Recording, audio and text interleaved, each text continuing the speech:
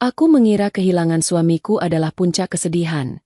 Sampai anjing setia yang dibuang mertuaku kembali pulang. Di bawah hujan deras, ia menggali rahasia kelam di halaman belakang. Bukti suamiku dibunuh. Kini, aku harus melawan mertua dan polisi korup demi keadilan bagi suamiku. Sebelum ceritanya dimulai, silakan tulis di kolom komentar dari daerah mana saja teman-teman yang menonton cerita ini. Dan dengar cerita sambil aktivitas apa? Nyapu, ngepel, tiduran, rebahan atau apa? Yuk kita simak ceritanya. Langit di atas pemakaman umum itu tampak labu, seolah turut merasakan kesedihan yang menggelayut di hati Elena. Hujan gerimis mulai turun membasahi tanah merah yang masih gembur, tempat jasad Raka, suaminya, kini beristirahat untuk selamanya. Elena berdiri mematung di samping pusara. Tatapannya kosong menatap nisan kayu yang bertuliskan nama pria yang paling dicintainya.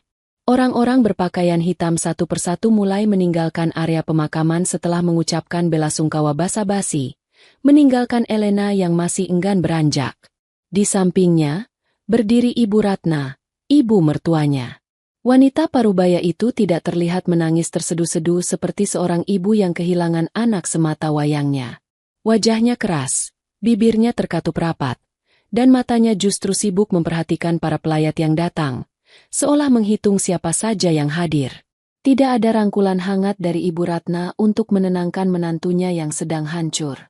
Sudahlah, Elena, jangan hujan-hujanan di sini. Nanti kamu sakit, malah merepotkan ibu. Suara Ibu Ratna terdengar tajam memecah keheningan, tanpa nada simpati sedikit pun. Ayo pulang. Banyak urusan yang harus diselesaikan.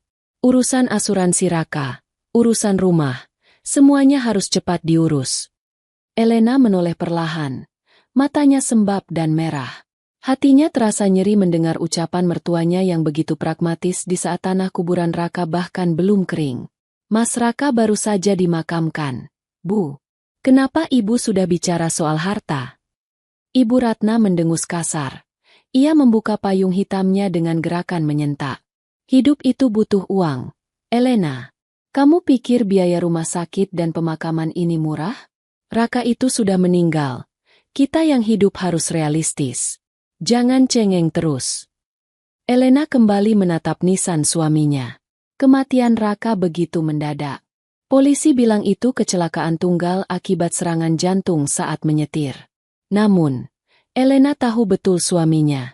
Raka adalah orang yang sangat menjaga kesehatan, rajin olahraga, dan tidak punya riwayat penyakit jantung. Rasanya mustahil. Namun, rasa sakit kehilangan ini membuatnya lumpuh. Tak mampu berpikir jernih untuk membantah laporan polisi. Lebih menyakitkan lagi, di saat-saat terberat ini, Elena merasa benar-benar sendirian. Seminggu sebelum Raka meninggal, Raka harus pergi dinas keluar kota. Saat itulah, Ibu Ratna datang menginap di rumah mereka. Ketika Elena pulang kerja di hari ketiga Raka dinas, ia mendapati rumah sepi. Bruno, anjing Golden Retriever kesayangan Raka yang sudah dianggap seperti anak sendiri, tidak menyambutnya di depan pintu. Elena ingat betul pertengkarannya dengan Ibu Ratna seminggu yang lalu itu. "Di mana Bruno, Bu?" tanya Elena panik saat itu. Mencari ke seluruh sudut rumah. Kandang Bruno kosong. Tempat makannya kering. Ibu Ratna yang sedang duduk santai menonton televisi menjawab tanpa menoleh. "Oh, anjing itu? Sudah ibu buang." Elena terbelalak. Jantungnya seakan berhenti berdetak. "Dibuang? Maksud ibu apa?" "Bruno itu kesayangan Mas Raka. Anjing itu kotor, bau, dan pembawa sial. Ibu tidak suka ada binatang di dalam rumah. Lagi pula biayanya mahal. Lebih baik uangnya buat ibu," jawab Ibu Ratna enteng. "Sudah ibu bawa ke pasar hewan yang jauh. Entah siapa yang ambil, atau mungkin sudah mati kelaparan." Hari itu Elena menangis histeris. Ia mencoba mencari Bruno ke pasar hewan yang dimaksud, tapi hasilnya nihil. Ketika Raka menelepon dari luar kota, Elena tidak sanggup memberitahu kabar buruk itu karena takut mengganggu konsentrasi suaminya. Ia berencana memberitahu saat Raka pulang. Namun takdir berkata lain. Raka pulang tinggal nama, tanpa pernah tahu sahabat berkaki empatnya telah dibuang oleh ibunya sendiri. Kini, di pemakaman, rasa sesak itu kembali menghimpit dada Elena. Ia kehilangan Raka dan ia juga gagal menjaga Bruno. "Ayo, Elena, jangan bikin ibu menunggu," bentak Ibu Ratna lagi, membuyarkan lamunan Elena. Dengan langkah berat, Elena meninggalkan makam suaminya. Perjalanan pulang ke rumah terasa sangat sunyi meski Ibu Ratna terus mengoceh di dalam mobil tentang rencana menjual mobil Raka. Sesampainya di rumah, suasana hampa langsung menyergap. Biasanya, gonggongan ceria Bruno dan senyum hangat Raka akan menyambutnya. Kini, rumah besar itu terasa dingin dan asing. Malam harinya, setelah acara tahlilan sederhana selesai, Elena duduk di ruang tamu. Ibu Ratna langsung menyodorkan tumpukan berkas di atas meja. "Ini sertifikat rumah. Besok kamu tanda tangan surat kuasa jual." "Ya, Ibu sudah ada kenalan maklar yang mau beli dengan harga tinggi," kata Ibu Ratna tanpa basa-basi. Elena menatap mertuanya dengan tatapan tak percaya. "Bu, ini rumah kenangan saya sama Mas Raka. Saya tidak mau jual." "Heh, kamu mau bayar pakai apa cicilan rumah ini? Gaji kamu itu kecil. Jangan egois. Uang hasil jual rumah ini nanti Ibu atur. Sebagian buat bayar utang-utang Raka yang kamu tidak tahu." Ibu Ratna mulai membentak, matanya melotot tajam. "Utang apa? Mas Raka selalu terbuka soal keuangan sama saya. Dia tidak punya utang," bantah Elena. "Kamu itu istri yang tidak tahu apa-apa. Raka itu banyak masalah sebelum mati." "Sudah, turuti saja," kata ibu. Ibu Ratna menggebrak meja, membuat Elena tersentak kaget. Malam itu Elena masuk ke kamarnya dan mengunci pintu. Ia memeluk bantal Raka yang masih menyisakan aroma tubuh suaminya. Air matanya kembali tumpah. Ia merasa ada sesuatu yang tidak beres. Sikap Ibu Ratna yang sangat memaksa, kematian Raka yang janggal, dan hilangnya Bruno. Semuanya terasa seperti kepingan puzzle yang berantakan dan menyakitkan. Di luar kamar, Elena bisa mendengar Ibu Ratna menelepon seseorang dengan suara pelan namun terdengar mendesak. "Iya, tenang saja. Istrinya bodoh. Gampang diatur. Sertifikat sudah di tangan saya. Besok atau lusa pasti beres. Uangnya aman." Elena menutup telinganya dengan bantal. Ia tidak ingin mendengar apa-apa lagi. Ia hanya ingin Raka kembali. Ia ingin Bruno kembali. Namun malam itu, hanya sepi dan ketakutan yang memeluknya erat. Tanpa ia tahu bahwa itu baru permulaan dari mimpi buruk yang sebenarnya. 2 hari berlalu sejak pemakaman Raka. Suasana di rumah semakin mencekam. Hujan deras mengguyur kota sejak sore tadi, disertai petir yang menyambar-nyambar, seolah alam sedang melampiaskan amarahnya. Jam dinding menunjukkan pukul 11 malam. Elena duduk di ruang tengah dengan hanya ditemani cahaya lampu temaram. Ia tidak bisa tidur.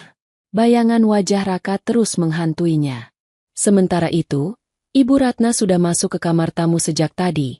Mungkin sudah tertidur pulas atau sibuk merencanakan penjualan aset-aset Raka. Elena merasa seperti orang asing di rumahnya sendiri. Tekanan dari mertuanya untuk segera tanda tangan surat jual rumah semakin gencar setiap jamnya. Tiba-tiba, di tengah suara gemuruh hujan, Elena mendengar suara aneh dari arah pintu belakang dapur. Kruk, kruk, kruk. Suara itu terdengar seperti garukan kuku pada kayu pintu. Elena menajamkan telinganya. Jantungnya berdegup kencang. Apakah itu pencuri? Mengingat rumah ini baru saja kehilangan kepala keluarga, wajar jika ada orang jahat yang ingin memanfaatkan situasi. Elena mengambil payung panjang dari sudut ruangan sebagai senjata untuk berjaga-jaga. Dengan langkah gemetar, ia berjalan perlahan menuju dapur. Suara garukan itu terdengar lagi. Kali ini disertai suara lengkingan lemah yang sangat ia kenal. Mata Elena membelalak. Suara itu. Ia hafal betul suara itu. Tanpa memikirkan rasa takut lagi, Elena berlari ke arah pintu belakang dan membuka kuncinya dengan tangan gemetar. Saat pintu terbuka, angin kencang dan tempias air hujan langsung menerpa wajahnya. Namun, Elena tidak peduli. Di hadapannya, tergeletak seekor anjing golden retriever yang basah kuyup, penuh lumpur, dan sangat kurus. "Bruno?" pekik Elena. Suaranya tercekat. Anjing itu mengangkat kepalanya lemah. Ekornya mengibas pelan sekali. Itu benar-benar Bruno. Tapi kondisinya sangat mengenaskan. Bulu emasnya yang dulu berkilau kini kusam dan gimbal bercampur tanah. Salah satu kaki belakangnya terlihat pincang dan ada bekas luka goresan di telinganya. "Ya Tuhan, Bruno, kamu pulang, nak." Elena langsung berlutut di lantai yang basah, memeluk leher anjing itu tanpa peduli bajunya kotor. Bruno menjilat pipi Elena, mengeluarkan suara rintihan yang menyayat hati seolah mengadu betapa berat perjalanan yang ia tempuh untuk kembali ke rumah ini. Elena segera menarik Bruno masuk ke dalam rumah dan menutup pintu. Ia bergegas mengambil handuk kering dan mangkuk berisi air serta sisa makanan. Bruno meminum air itu dengan rakus, seolah sudah berhari-hari tidak menyentuh air bersih. Elena menangis melihat kondisi anjing kesayangan suaminya itu. Bagaimana mungkin hewan setulus ini dibuang begitu saja oleh Ibu Ratna? "Makanlah, Bruno. Kamu aman sekarang," bisik Elena sambil mengusap kepala anjing itu. Namun, anehnya, setelah minum dan makan sedikit, Bruno tidak mau berbaring untuk istirahat. Padahal kakinya jelas-jelas sakit. Anjing itu justru bangkit, menggigit ujung baju daster Elena dan menarik-nariknya ke arah pintu belakang lagi. "Bruno, jangan keluar lagi. Di luar hujan deras. Kamu sakit," bujuk Elena lembut. Bruno tidak melepaskan gigitannya. Ia terus menarik Elena. Matanya menatap tajam ke arah pintu, lalu menatap Elena, lalu ke pintu lagi. Gonggongannya tertahan, tapi nada mendesaknya sangat jelas. Anjing itu gelisah luar biasa. Ia berputar-putar di depan pintu, lalu menggaruk pintu itu lagi. Elena bingung. "Kamu mau menunjukkan sesuatu?" Bruno menyalak pelan. Elena merasakan firasat aneh. Seolah ada pesan yang ingin disampaikan oleh Bruno. Pesan dari seseorang yang sudah tiada. Didorong rasa penasaran yang mengalahkan logikanya, Elena mengambil jas hujan dan senter. "Oke, ayo kita lihat. Tapi pelan-pelannya," kata Elena. Begitu pintu dibuka kembali, Bruno langsung menerobos hujan. Ia tidak lari kencang karena kakinya pincang, tapi ia bergerak pasti menuju halaman belakang yang luas. Elena mengikutinya di bawah guyuran hujan lebat. Cahaya senternya menari-nari menembus kegelapan. Bruno berhenti di bawah pohon mangga tua di ujung halaman. Itu adalah tempat favorit Raka duduk santai setiap sore sambil melempar bola untuk Bruno. Di bawah pohon itu, tanahnya terlihat sedikit berbeda, meski tersamar oleh lumpur akibat hujan. Tanpa mempedulikan kakinya yang sakit, Bruno mulai menggali tanah itu dengan kedua kaki depannya. "Bruno, apa yang kamu lakukan?" Elena mendekat, memayungi anjing itu. Bruno terus menggali dengan panik. Napasnya tersengal-sengal. Air hujan bercampur lumpur membasahi wajahnya. Melihat kegigihan anjing itu, Elena sadar ini bukan sekadar perilaku hewan biasa. Ini adalah sebuah misi. Elena melempar payungnya, berlutut di tanah becek, dan ikut menggali dengan tangannya sendiri. "Ayo, kita cari sama-sama," ucap Elena sambil terisak. Tanah di bawah pohon itu ternyata tidak terlalu padat.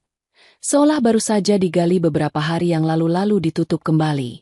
Kuku jari Elena terasa perih. Tapi ia tidak berhenti. Beberapa menit kemudian, jari Elena menyentuh sesuatu yang keras. Bukan batu. "Tunggu, Bruno."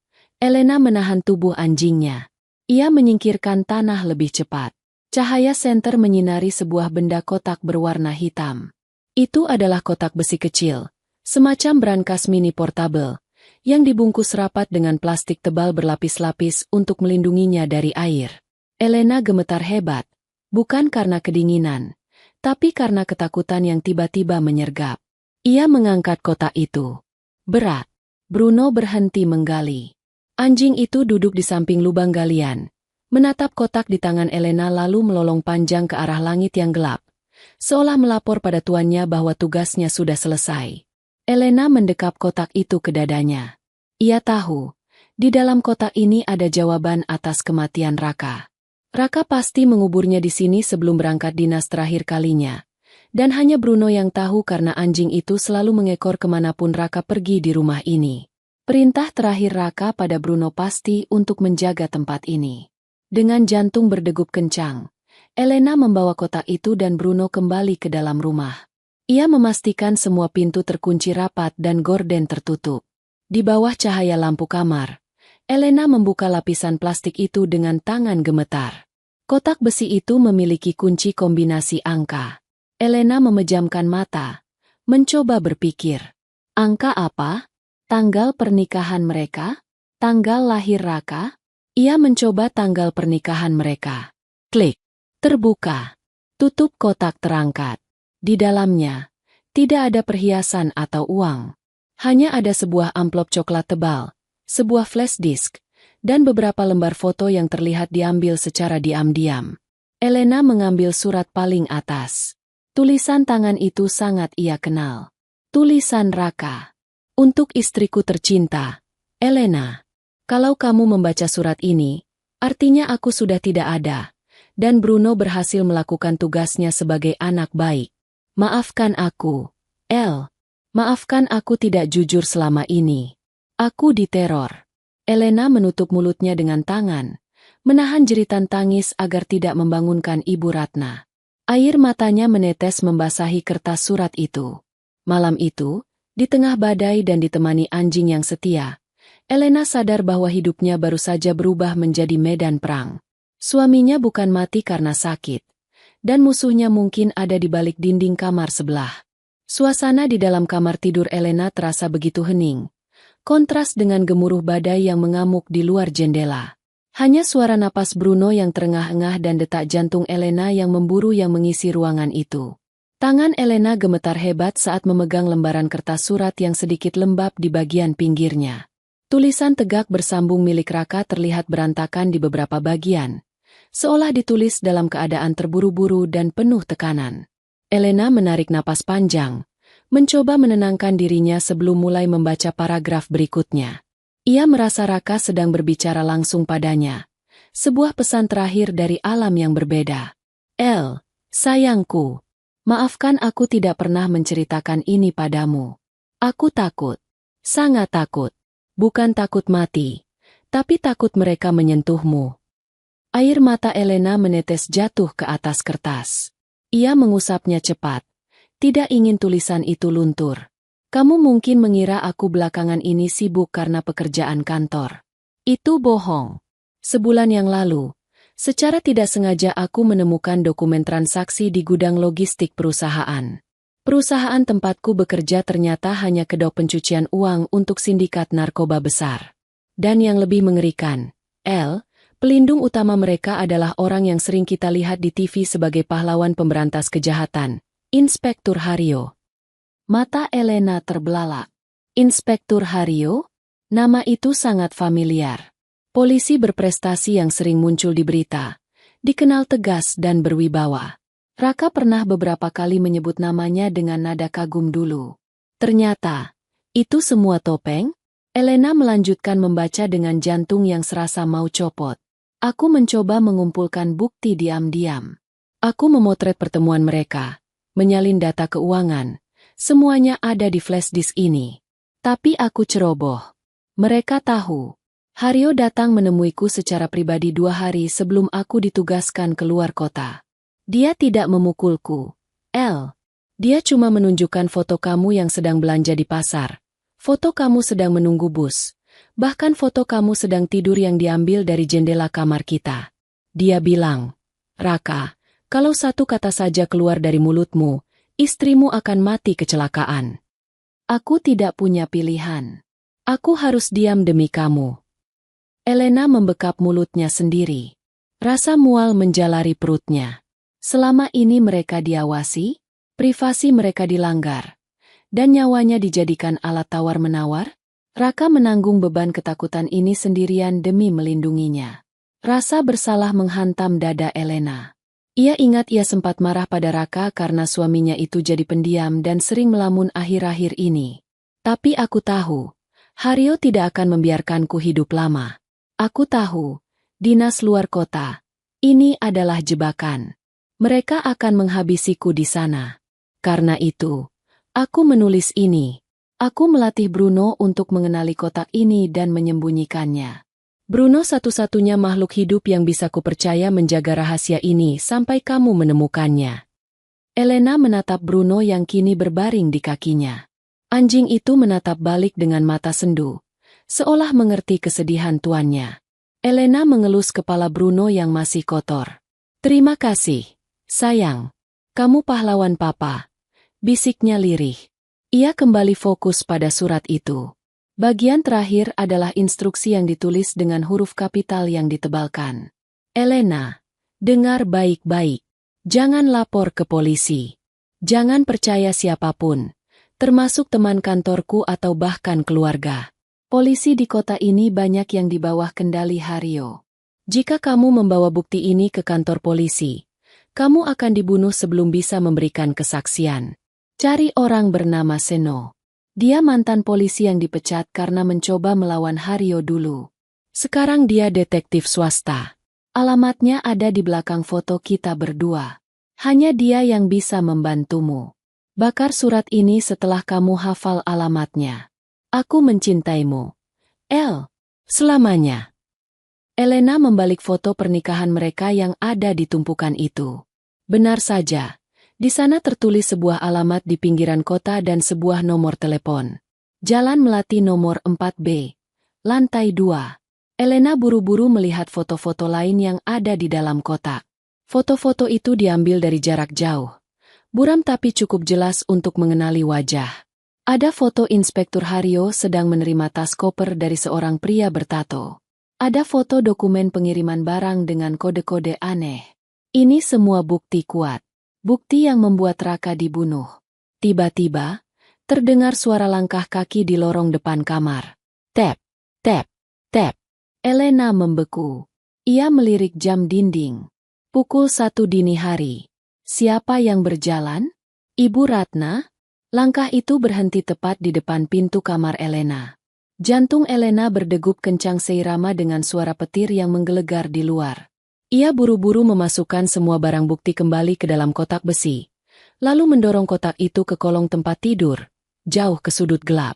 Knop pintu kamar Elena berputar perlahan. Terkunci. Elena, kamu belum tidur.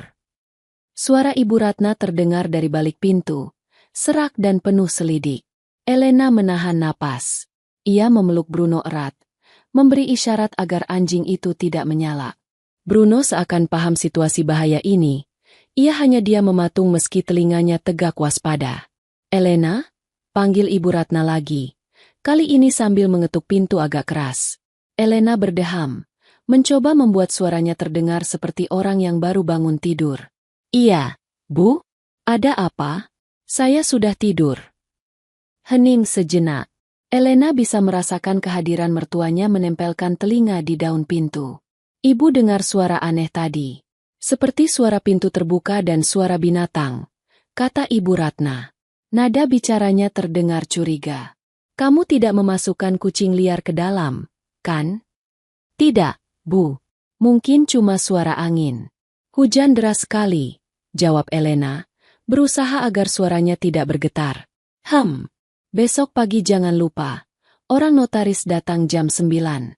Kamu harus siap-siap tanda tangan, ujar Ibu Ratna dingin sebelum langkah kakinya terdengar menjauh kembali ke kamar tamu. Elena menghembuskan napas panjang yang sedari tadi ditahannya. Tubuhnya lemas. Ia sadar, ia tidak bisa tinggal di rumah ini lebih lama lagi dengan bukti-bukti ini. Ibu Ratna jelas sangat ingin menguasai aset Raka. Tapi apakah mertuanya itu terlibat dalam pembunuhan Raka? Elena belum tahu, tapi peringatan Raka untuk tidak percaya pada keluarga terngiang di kepalanya. Malam itu, Elena tidak tidur sedetik pun. Ia menghabiskan waktu membersihkan tubuh Bruno dengan tisu basah dan handuk di dalam kamar mandi kamarnya, agar tidak meninggalkan jejak lumpur di lantai. Ia juga menghafal alamat Seno dan menyalin data flash disk itu ke penyimpanan awan, cloud, tersembunyi lewat ponselnya sebagai cadangan. Elena menatap cermin. Wajahnya pucat, matanya bengkak, tapi ada sorot mata baru di sana. Sorot mata seorang istri yang menuntut balas. Tunggu aku, Mas. Bisiknya pada bayangan dirinya sendiri. Mereka salah memilih lawan. Pagi harinya, suasana di meja makan terasa kaku dan dingin. Ibu Ratna sedang mengoleskan selai rotinya dengan gerakan kasar ketika Elena keluar dari kamar. Elena sudah rapi, mengenakan kemeja hitam dan celana bahan, membawa tas kerjanya. Mau kemana kamu? Tanya Ibu Ratna tanpa menoleh. Jam 9 notaris datang. Jangan bikin malu ibu. Saya harus ke kantor sebentar, Bu. Ada berkas Mas Raka yang tertinggal dan harus diambil hari ini juga, kata HRD. Bohong Elena dengan wajah datar. Ia sudah menyembunyikan kotak besi itu di dalam tote bag besar yang ia lapisi dengan baju-baju ganti agar tidak terlihat bentuknya. Flash disk Raka sudah ia kalungkan dan disembunyikan di balik bajunya. Ibu Ratna meletakkan pisaunya dengan keras. Kamu ini tidak mengerti prioritas ya? Jual rumah ini lebih penting. Justru itu, Bu. Ini soal asuransi kantor Mas Raka. Kalau tidak diurus sekarang, cairnya susah. Ibu mau uangnya cepatkan. Elena membalas dengan argumen yang ia tahu pasti akan mempan. Mendengar kata uang dan cair, wajah Ibu Ratna sedikit melunak meski masih cemberut. Ya sudah, awas kalau telat. Jam 9 harus sudah di rumah. Elena mengangguk. Sebelum keluar, ia melirik ke arah pintu kamarnya yang terkunci rapat. Bruno ada di dalam. Ia sudah meninggalkan mangkuk makanan dan air yang cukup. Ia berharap Bruno tidak menggonggong sampai ia kembali. Cepat pergi sana, usir Ibu Ratna. Elena memacu mobil kecilnya keluar dari garasi. Tangannya mencengkeram setir erat-erat. Ia tidak menuju ke kantor Raka. Ia melaju ke arah pinggiran kota, menuju alamat yang diberikan suaminya. Jalanan macet pagi itu. Tapi pikiran Elena melayang jauh. Ia harus bertemu Seno. 1 jam kemudian, Elena sampai di sebuah kawasan ruko tua yang cat dindingnya sudah mengelupas. Lingkungan itu terlihat kumuh dan tidak terawat. Di lantai bawah ada bengkel motor yang berisik. Elena melihat papan nama kecil yang nyaris pudar warnanya di samping tangga menuju lantai 2. Seno, konsultan investigasi swasta. Elena menaiki tangga sempit yang berbau oli dan rokok itu. Jantungnya berdebar kencang. Bagaimana kalau Seno menolak? Bagaimana kalau Seno ternyata orang jahat? Tapi ia tidak punya pilihan. Sampai di depan pintu kaca buram di lantai 2, Elena mengetuk.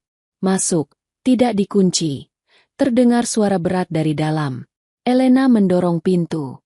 Ruangan itu berantakan. Tumpukan koran, kotak pizza bekas, dan berkas-berkas berserakan di mana-mana. Asap rokok mengepul tebal. Di balik meja kerja yang penuh kertas, duduk seorang pria berusia sekitar 40-an dengan rambut gondrong yang diikat asal-asalan. Wajahnya keras, dihiasi bekas luka kecil di pipi kiri, dan matanya terlihat lelah namun tajam. Mau cari orang hilang atau selingkuhan? Tanya pria itu tanpa basa-basi, masih sibuk membolak-balik sebuah map. Dia bahkan tidak melihat ke arah Elena. Saya cari Pak Seno, kata Elena pelan namun tegas. Saya Seno. Kalau urusan utang piutang, saya lagi malas. Pulang saja, Mbak. Jawab Seno ketus. Elena melangkah maju, menutup pintu di belakangnya. Saya Elena, istri Raka. Gerakan tangan Seno terhenti. Ia perlahan mengangkat wajahnya, menatap Elena dari ujung kaki sampai ujung kepala. Tatapannya berubah waspada. Raka? Raka Pradana? Iya. Suami saya baru saja meninggal 3 hari yang lalu. Jawab Elena.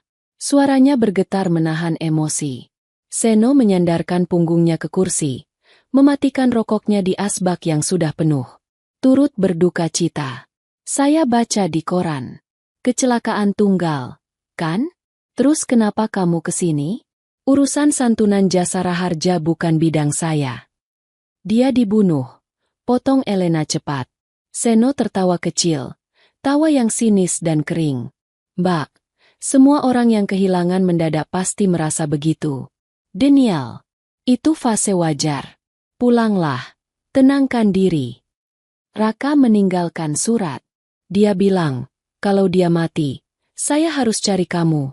Dia bilang kamu satu-satunya orang yang tahu siapa itu Inspektur Hario sebenarnya. Elena mengeluarkan flash disk dari balik bajunya dan meletakkannya di atas meja Seno yang berantakan. Mendengar nama, Hario, ekspresi bosan di wajah Seno lenyap seketika. Tubuhnya menegang. Matanya yang tadi sayu kini menatap Elena dengan intensitas yang menakutkan. Ia menatap flash disk itu, lalu menatap Elena. Kamu sebut nama siapa tadi? Tanya Seno dengan suara rendah berbahaya. Inspektur Hario. Pembunuh suami saya, jawab Elena, menatap lurus ke mata detektif itu. Raka punya buktinya di sini. Dia bilang kamu dipecat karena melawan dia. Seno terdiam lama. Ruangan itu menjadi sunyi senyap. Hanya suara kipas angin tua yang berputar pelan. Seno kemudian bangkit, berjalan ke pintu, menguncinya, dan menutup tirai jendela. Ia kembali ke meja, mengambil flash disk itu, dan mencolokkannya ke laptop tuanya. Elena menunggu dengan cemas saat Seno membuka file-file di dalamnya. Wajah Seno diterangi cahaya layar laptop. Awalnya ia hanya mengklik cepat, tapi semakin lama, kerutan di dahinya semakin dalam. Ia membuka foto-foto, membaca dokumen Excel, dan melihat rekaman video pendek. Bajingan gila. Gumam Seno pelan.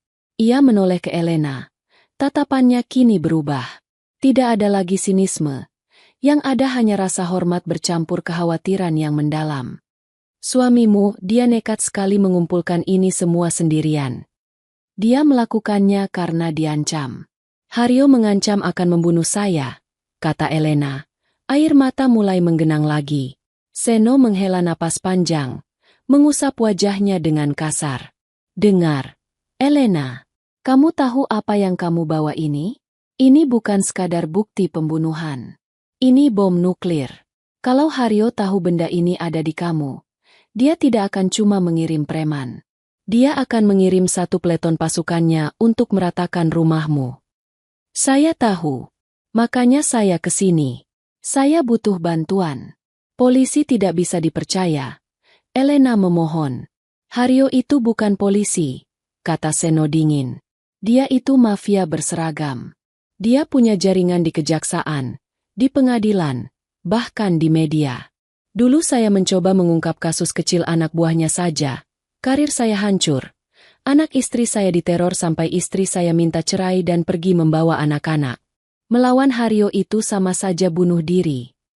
Elena merasa harapannya runtuh. Jadi, kamu tidak mau bantu?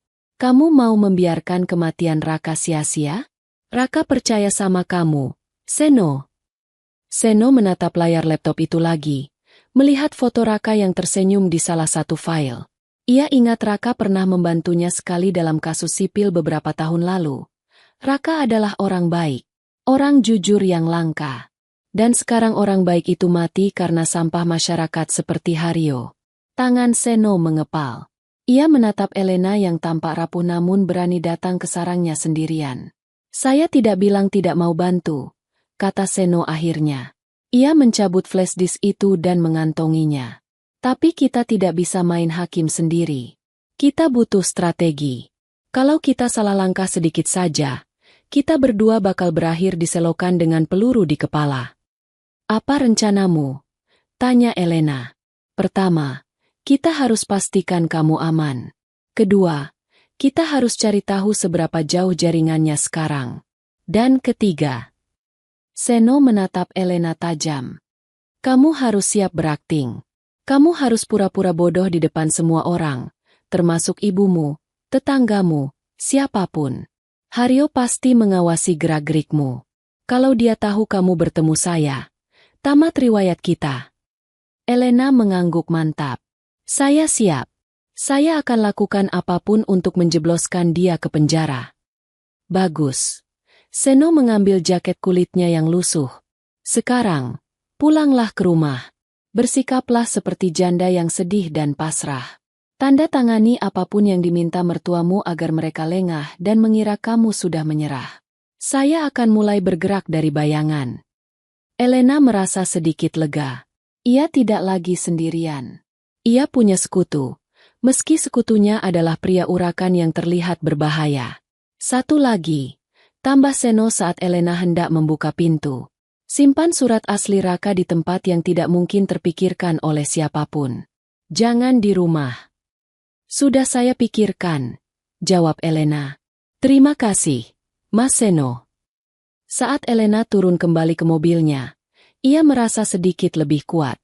Namun, ia tidak menyadari bahwa tantangan terbesar justru menunggunya di rumah. Pengkhianatan yang lebih menyakitkan daripada sekadar polisi korup sedang menantinya di balik pintu rumahnya sendiri.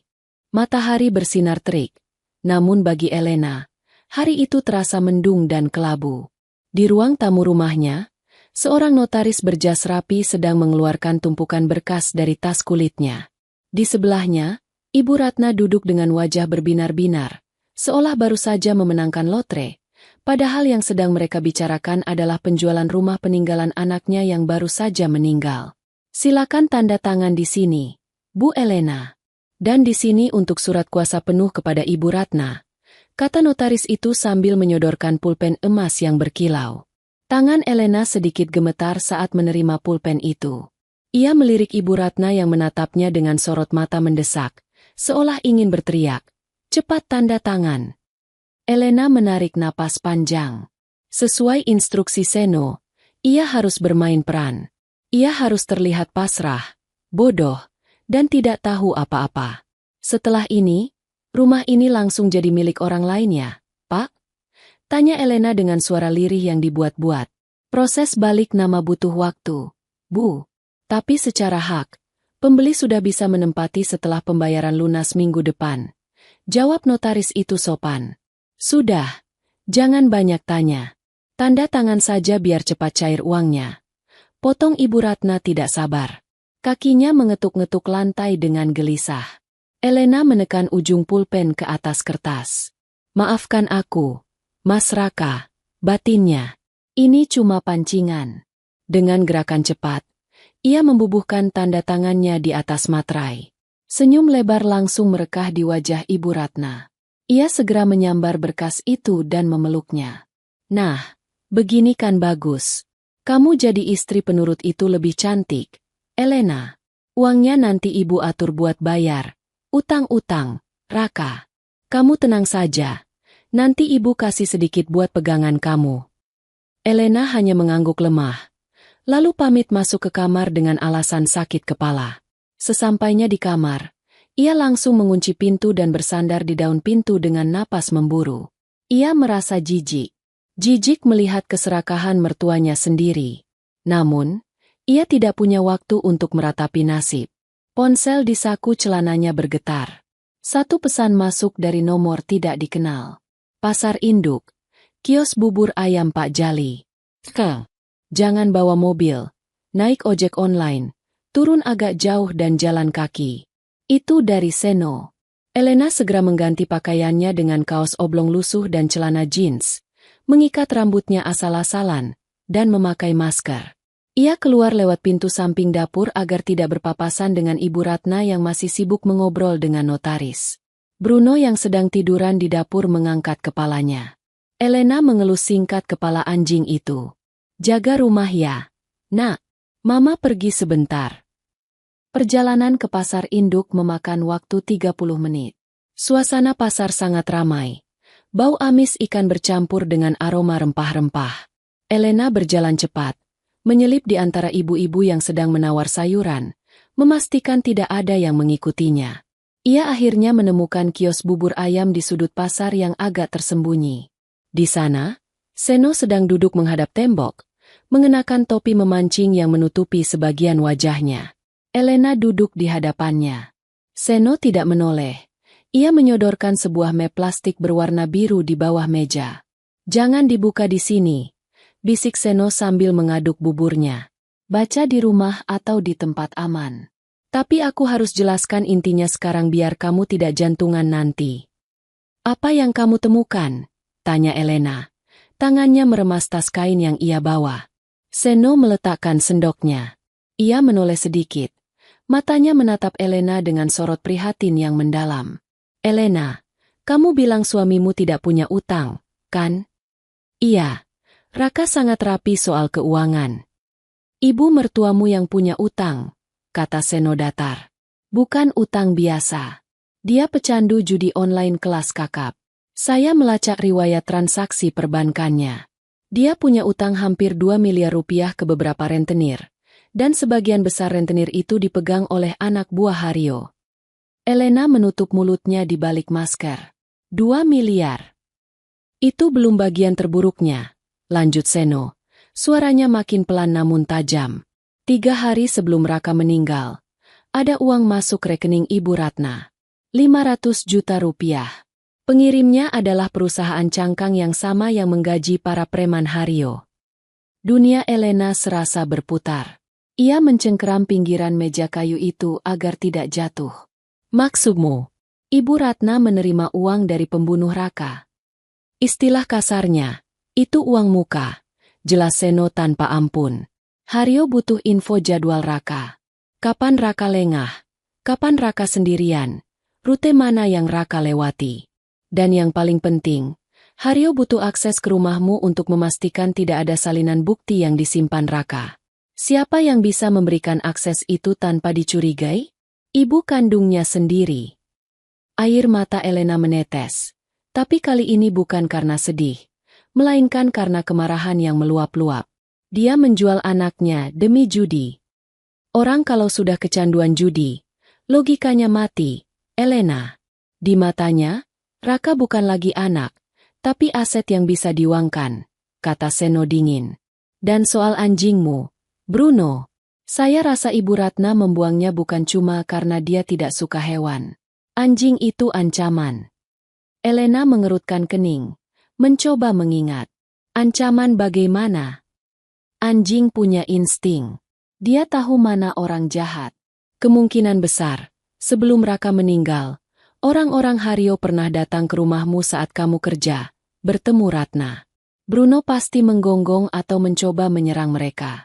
Ratna membuang Bruno supaya pembunuh bayaran atau mata-mata Haryo bisa leluasa masuk ke rumahmu untuk mencari dokumen itu tanpa ada alarm yang menyala. Potongan-potongan teka-teki itu akhirnya menyatu. Elena ingat sebulan lalu Bruno pernah menggeram marah pada Ibu Ratna. Sesuatu yang tidak pernah dilakukan anjing itu sebelumnya. Ternyata anjing itu mencium bau pengkhianatan. Apa yang harus aku lakukan sekarang? Tanya Elena dengan suara bergetar menahan amarah. Aku ingin pulang dan meneriaki wajah wanita tua itu. Jangan. Seno menahan tangan Elena. Cengkeramannya kuat. Kalau kamu meledak sekarang, kita kalah. Haryo akan tahu kamu sudah sadar. Dia akan membunuhmu detik itu juga. Ratna itu kunci kita untuk menjebak Haryo. Menjebak bagaimana? Saya sudah menyadap ponsel Ratna sejak kamu kasih nomornya kemarin. Kita tunggu dia membuat kesalahan. Tugasmu sekarang adalah pulang, bersikap manis, dan pura-pura bodoh. Buat dia merasa dia sudah menang. Saat dia lengah, dia pasti akan menghubungi Haryo untuk minta sisa bayarannya. Saat itulah kita bergerak. Elena menghapus air matanya kasar. Ia menatap Seno, mengangguk mantap. Baik, aku akan lakukan sandiwara ini. Demi Raka. Elena pulang ke rumah dengan perasaan yang campur aduk. Rasa benci membakar dadanya setiap kali ia membayangkan wajah Ibu Ratna. Sesampainya di rumah, ia melihat Ibu Ratna sedang duduk santai di sofa sambil senyum-senyum menatap layar ponsel. Mungkin sedang bermain judi slot lagi dengan uang muka penjualan rumah. Dari mana kamu? Tegur Ibu Ratna tanpa menoleh. Beli obat sakit kepala di warung depan, Bu. Jawab Elena datar, berusaha sekuat tenaga menahan gejolak di dadanya. Ya sudah. Masak sana. Ibu lapar.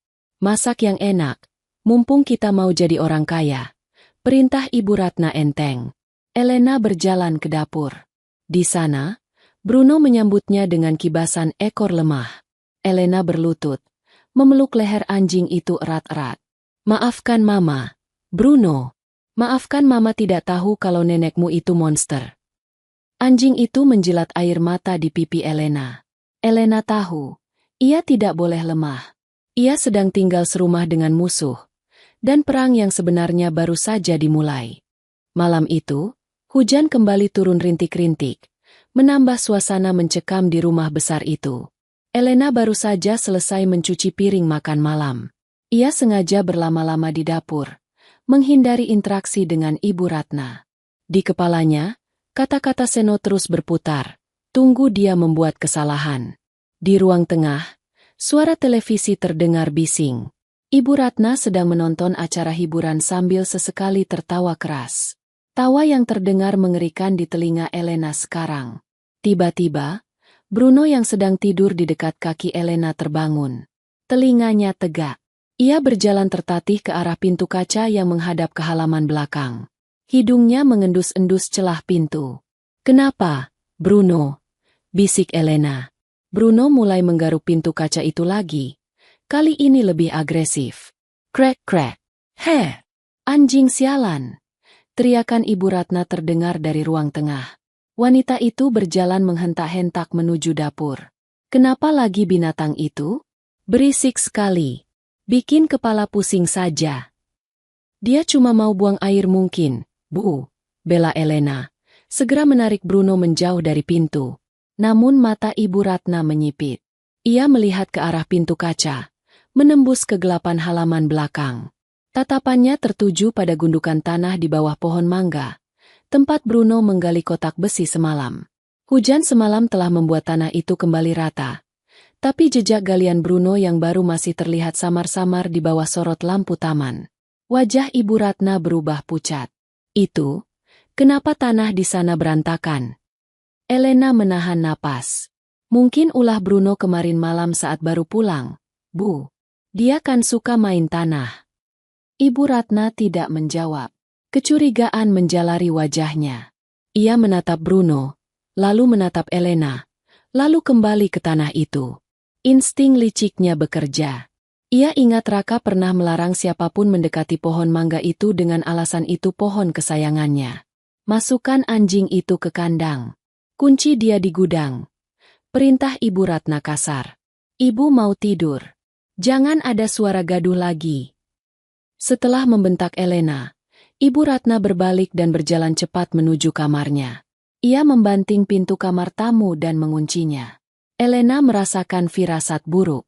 Ia tidak membawa Bruno ke gudang, melainkan membawanya masuk ke kamar tidurnya sendiri secara diam-diam.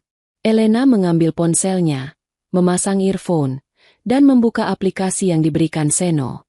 Aplikasi itu terhubung dengan penyadap yang berhasil Seno tanam di ponsel Ibu Ratna lewat tautan phishing yang dikirimkan Seno tadi siang dengan kedok, bonus saldo judi. Suara Ibu Ratna terdengar jelas di telinga Elena. Napasnya memburu. Terdengar nada sambung telepon. "Halo, Pak Haryo? Ini Ratna." Suara mertuanya terdengar panik. Elena menahan napas. Tangannya gemetar menekan tombol rekam. "Ada apa? Bukannya sudah saya bilang jangan hubungi nomor ini kecuali darurat." Suara berat seorang pria terdengar dari seberang. Itu suara Haryo. Suara yang sama yang mengancam Raka. "Ini gawat, Pak. Anjing itu, anjing si Raka kembali pulang." "Anjing? Apa urusannya sama saya? Kamu ini mabuk." "Bukan. Anjing itu menggali tanah di bawah pohon mangga di belakang rumah. Raka dulu sering duduk di sana. Saya curiga jangan-jangan Raka menyembunyikan barang itu di sana, dan anjing itu menunjukkannya." Hening sejenak di ujung telepon. Suasana menjadi tegang. "Apakah istrimu melihatnya?" tanya Haryo tajam. Si Elena? Ah, dia bodoh. Dia tidak tahu apa-apa. Dia pikir anjingnya cuma main. Tapi saya khawatir, Pak. Kalau Elena iseng menggali di sana dan menemukan sesuatu, lalu dia bawa ke polisi, tamat kita semua. Uang sisa bayaran saya bagaimana?" Terdengar suara tawa dingin dari Haryo. "Tenang saja, Ratna. Kamu pintar sudah lapor. Kalau begitu, kita tidak bisa ambil risiko.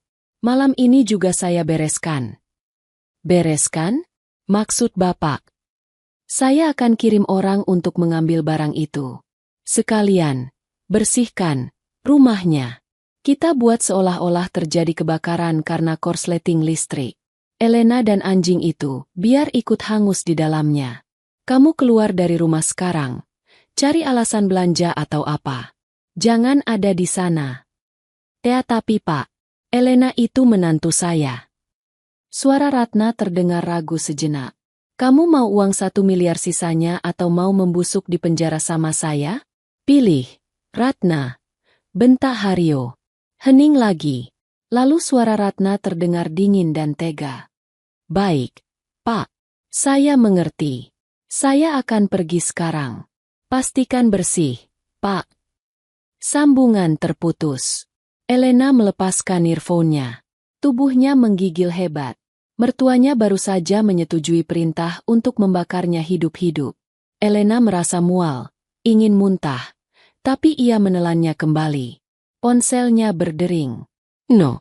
Kamu dengar itu, El? Suara Seno terdengar tergesa-gesa. Di latar belakang terdengar suara mesin mobil menderu kencang. Aku dengar. Seno. Mereka mau membakar rumah ini. Mereka mau membunuhku, jawab Elena.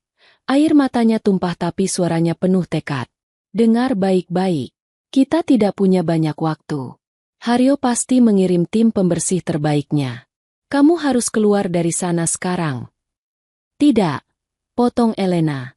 Apa maksudmu tidak? Kamu mau mati konyol. Kalau aku lari, mereka akan curiga. Mereka akan tahu aku bawa buktinya dan mereka akan memburuku selamanya. Kita harus akhiri ini malam ini. Seno, kamu bilang kita butuh jebakan, kan?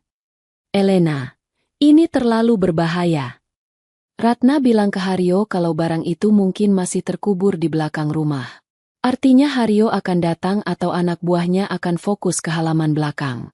Kita punya keuntungan. Seno, kita tahu mereka akan datang. Tapi mereka pikir aku tidak tahu apa-apa. Seno terdiam sejenak, menimbang risiko. Oke, kamu wanita nekat. Saya suka itu. Rencananya begini, Haryo orangnya arogan. Kalau dia dengar, barang bukti, ada di sana. Dia tidak akan percaya anak buahnya saja. Dia pasti ingin memastikan sendiri barang itu hancur. Kita harus memancing dia masuk. Bagaimana caranya? Jangan keluar rumah. Matikan semua lampu seolah kamu sudah tidur. Ratna pasti akan pergi sebentar lagi. Biarkan dia pergi.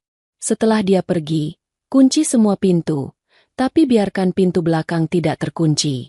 Itu jalur masuk yang akan mereka pilih.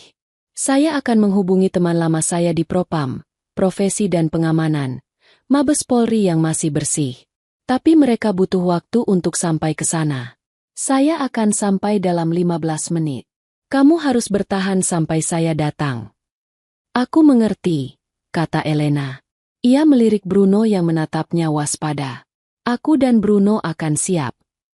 5 menit kemudian, terdengar pintu kamar Ibu Ratna terbuka. Elena mengintip dari celah pintu kamarnya yang gelap. Ibu Ratna keluar dengan tas tangan besar. Wajahnya terlihat gugup. Elena! Elena! Panggil Ibu Ratna setengah berteriak. Elena diam saja. Pura-pura tidur. Dasar kebo. Gerutu Ibu Ratna. Ia lalu bergegas menuju pintu depan. Membukanya pelan. Dan keluar.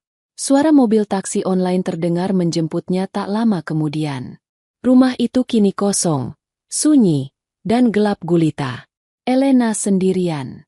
Tidak, ia bersama Bruno. Elena berjongkok di hadapan anjingnya.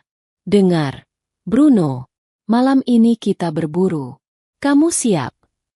Bruno menggeram rendah. Giginya terlihat sedikit. Insting pelindungnya sudah aktif sepenuhnya.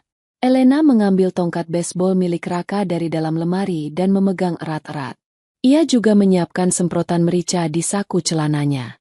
Elena bersembunyi di balik lemari pajangan besar di ruang tengah yang memiliki pandangan langsung ke arah pintu belakang. Jantungnya berdegup kencang seperti drum.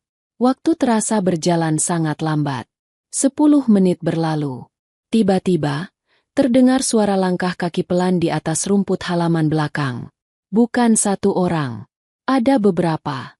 Elena mengeratkan pegangannya pada tongkat baseball. Pintu belakang didorong pelan. Kriek. Siluet 3 orang pria bertubuh tegap masuk mengendap-endap. Salah satunya memegang jerigen bensin, yang lain memegang pistol dengan peredam. Dan pria di tengah, Elena mengenalinya dari foto yang ditunjukkan Seno dan Raka.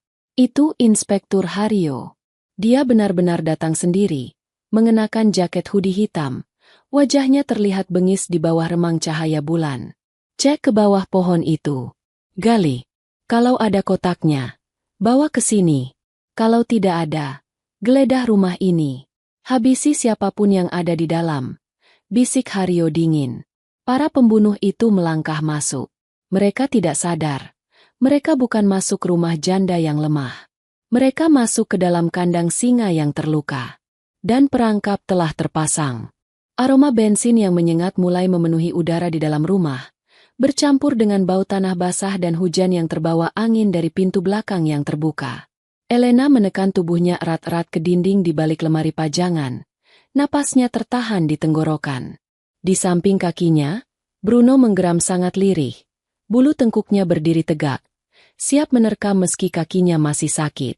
Dari tempat persembunyiannya, Elena bisa melihat siluet Inspektur Hario dan 2 anak buahnya yang kini kembali masuk ke dalam rumah dengan langkah gusar. Mereka baru saja dari halaman belakang. Kosong, bos. Tanahnya bekas digali, tapi kotaknya tidak ada. Lapor salah satu preman yang memegang skop. Hario mengumpat kasar. Suaranya menggema di ruangan yang sunyi itu. Ia menendang kursi makan hingga terguling. Sialan. Berarti betina itu sudah menemukannya. Dia pasti menyembunyikannya di dalam rumah ini. Cari dia. Geledah setiap kamar. Kalau ketemu, jangan dibunuh dulu. Aku mau dia bicara di mana barang itu. Bagaimana dengan bensin ini, bos? Tanya preman yang memegang jerigen. Siram saja ke sofa dan gorden sekarang. Nanti begitu kita dapat barangnya dan bereskan orangnya, tinggal lempar korek api. Perintah Hario dingin, seolah sedang membicarakan sampah yang hendak dibakar, bukan nyawa manusia. Elena merasakan darahnya mendidih. Rasa takut yang tadi melumpuhkannya kini berubah menjadi adrenalin murni. Ia menggenggam tongkat baseball peninggalan Raka semakin erat.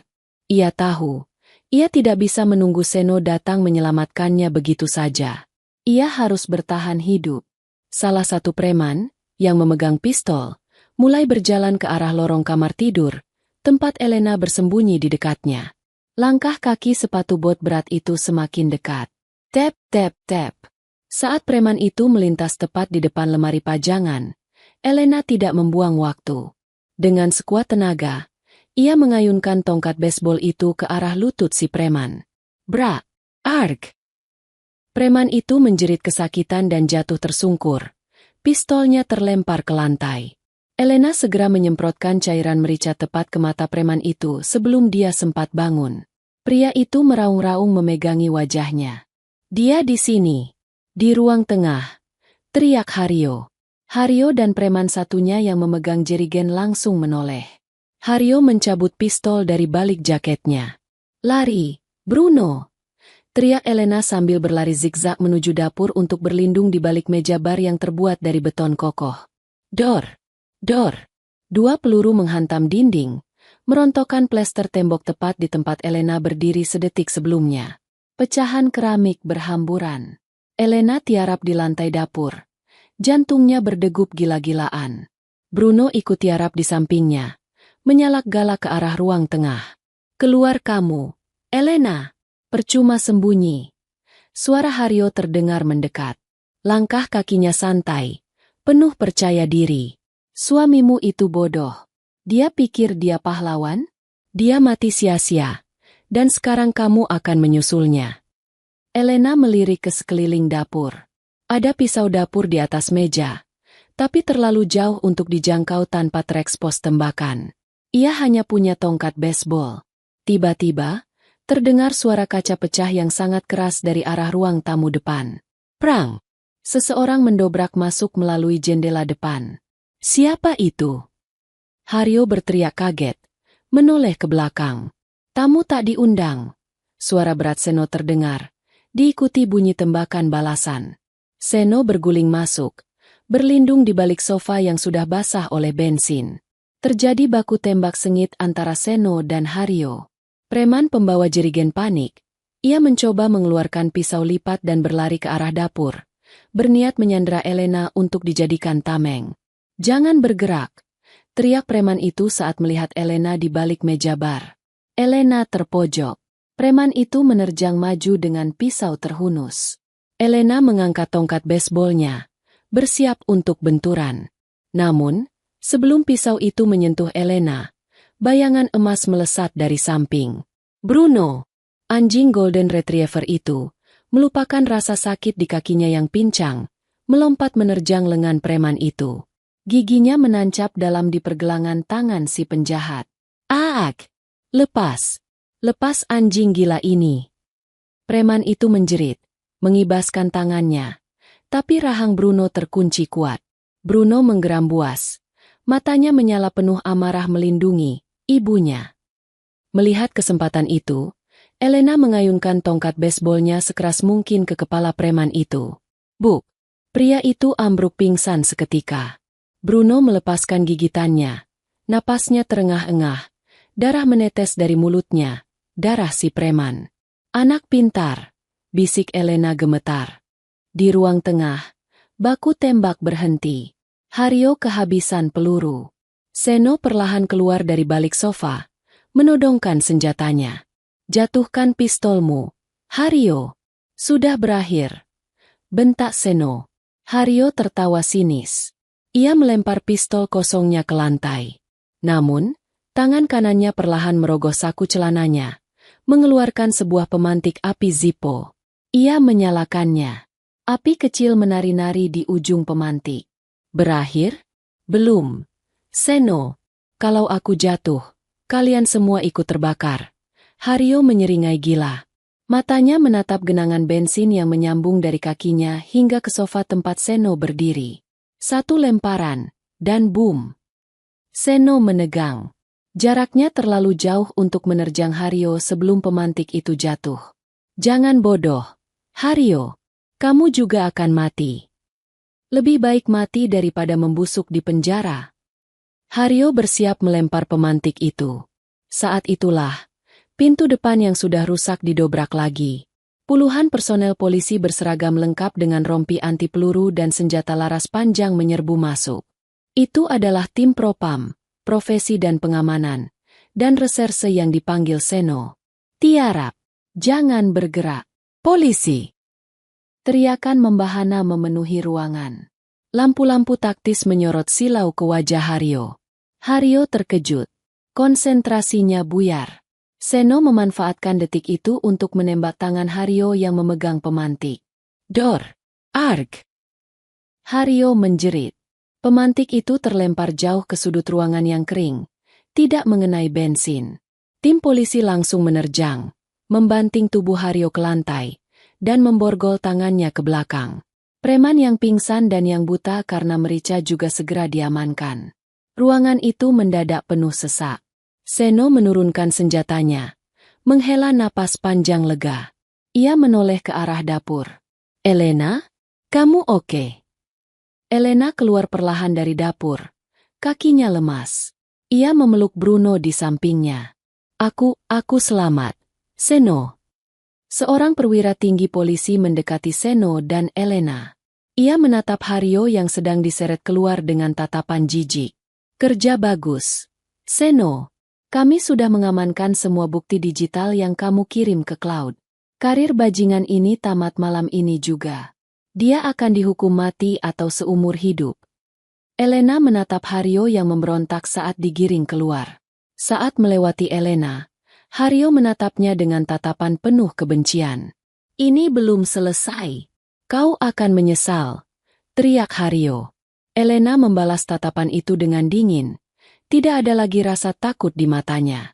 "Suamiku menitipkan salam dari neraka untukmu, Hario."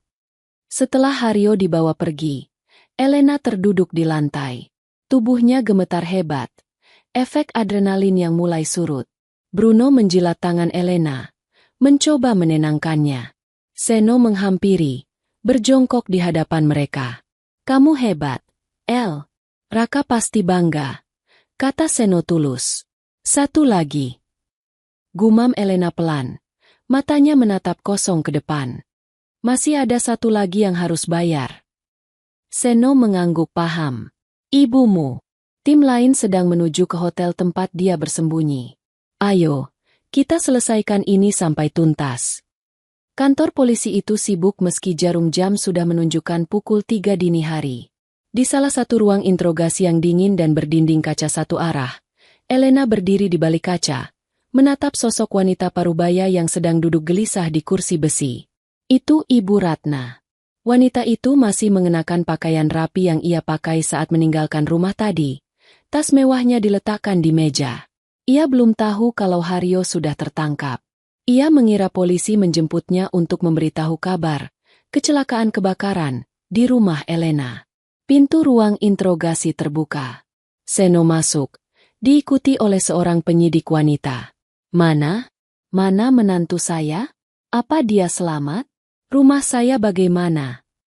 Ibu Ratna langsung memberondong pertanyaan dengan akting sedih yang menurut Elena sekarang terlihat sangat menjijikan. Seno duduk di hadapan Ratna, meletakkan sebuah tablet di atas meja. Rumah ibu utuh. Tidak ada kebakaran. Wajah Ibu Ratna berubah bingung sejenak. Ada kilatan kecewa yang ia coba sembunyikan. Oh, syukurlah. Lalu kenapa saya dibawa ke sini? Pak Haryo mana? Dia teman saya. Panggil dia. Seno tersenyum tipis. Ia memutar layar tablet itu ke arah Ratna.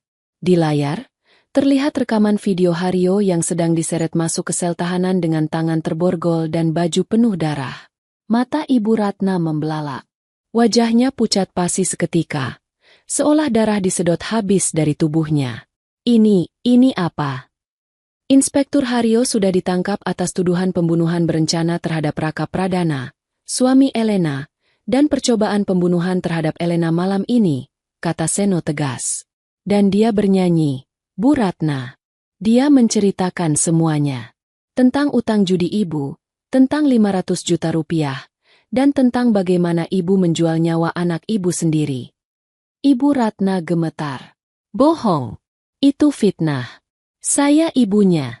Mana mungkin saya membunuh anak saya sendiri?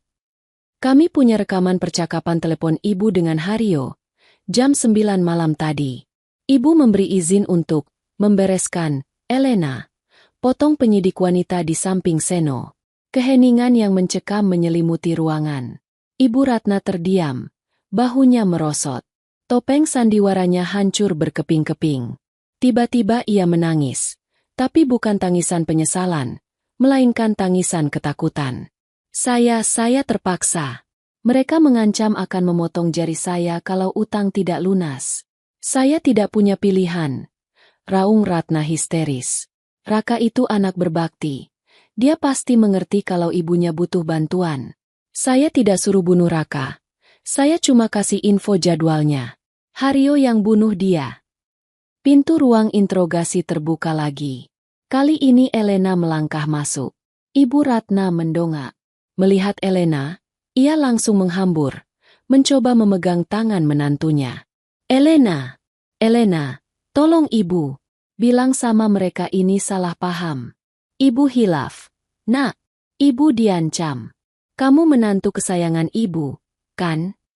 Elena mundur selangkah, menepis tangan mertuanya dengan kasar. Tatapannya dingin, sedingin es. Jangan sentuh saya, ucap Elena datar. Elena, tolong. Ibu sudah tua. Ibu tidak mau dipenjara. Ratap Ratna. Air mata dan ingus membasahi wajahnya yang keriput. Elena menatap wanita yang melahirkan suaminya itu. Dulu ia menghormatinya. Tapi kini yang ia lihat hanyalah sosok monster yang serakah. Mas Raka menyayangi ibu lebih dari apapun. Dia bekerja keras siang malam supaya ibu hidup enak. Dan ini balasan ibu. Suara Elena bergetar menahan amarah. Ibu membuang Bruno karena takut dia menggonggong pada pembunuh yang ibu undang masuk. Ibu merelakan Raka mati demi melunasi utang judi. Dan malam ini, ibu setuju saya dibakar hidup-hidup. Ampuni ibu, Elena. Ibu tidak cuma membunuh Raka. Elena mendekatkan wajahnya ke wajah Ratna, Matanya menatap tajam langsung ke manik mata mertuanya. Ibu membunuh hati nurani ibu sendiri. Hukuman penjara terlalu ringan buat ibu. Hukuman yang sebenarnya adalah ibu akan menghabiskan sisa hidup ibu sendirian, dibenci oleh satu-satunya keluarga yang ibu punya, dan dihantui wajah anak yang ibu jual. Elena berbalik badan, berjalan menuju pintu keluar tanpa menoleh lagi. Elena, jangan tinggalkan ibu. Elena! Teriakan histeris Ratna menggema di lorong kantor polisi. Namun Elena terus berjalan. Di luar, Seno menunggunya. Sudah selesai? Tanya Seno. Sudah, jawab Elena. Beban berat di pundaknya serasa terangkat setengahnya. Terima kasih, Seno.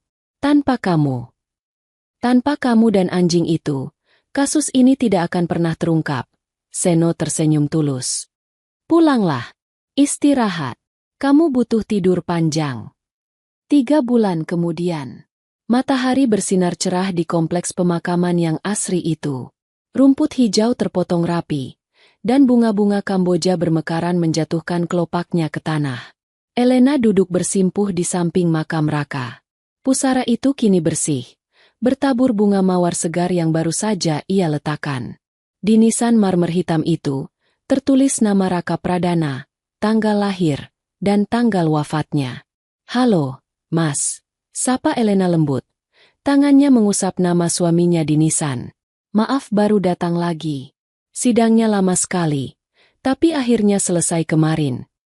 Angin sepau-sepau membelai rambut Elena. Hario divonis hukuman mati. Jaringannya hancur. Banyak polisi korup lain yang ikut terseret. Dan ibu divonis 20 tahun penjara. Dia terlihat sangat tua dan kurus di persidangan. Mas, aku tidak tega melihatnya. Tapi aku tahu ini yang adil. Elena tersenyum getir. Kamu bisa istirahat tenang sekarang. Tidak ada lagi yang mengancam kita. Kebenaran sudah terungkap. Di samping Elena, Bruno duduk dengan gagah. Anjing Golden Retriever itu sudah gemuk dan sehat kembali. Bulu emasnya berkilau di bawah sinar matahari.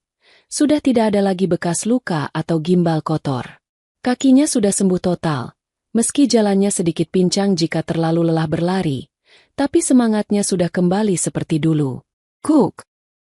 Bruno menyalak pelan, seolah ikut menyapa tuannya. Tuh, Bruno juga kangen sama kamu, kekeh Elena. Ia merangkul leher anjing itu. Dia pahlawan kita. Mas, kalau dia tidak pulang malam itu, mungkin aku tidak akan pernah tahu kebenarannya. Elena bangkit berdiri, membersihkan roknya dari rumput kering. Ia menatap langit biru yang luas. Rasa sakit kehilangan itu masih ada, dan mungkin akan selalu ada. Tapi rasa takut dan sesak yang menghimpit dadanya selama ini sudah hilang. Ia merasa lega. Aku pulang dulu ya, Mas. Aku janji akan hidup bahagia, seperti yang kamu mau. Aku akan menjaga Bruno sampai akhir hayatnya. Elena mengambil tali tuntun Bruno. Ayo, nak, kita pulang. Kita beli es krim di jalan, ya? Bruno mengibaskan ekornya antusias. Lidahnya menjulur senang. Mereka berdua berjalan berdampingan meninggalkan area pemakaman, menyusuri jalan setapak yang diterangi cahaya matahari sore. Elena tidak lagi menoleh ke belakang. Di depannya terbentang masa depan baru, dan ia tahu, Raka akan selalu menjaganya dari atas sana. Dan Bruno, sang penjaga setia, akan selalu berjalan di sisinya, memastikan tidak ada lagi bahaya yang mendekat.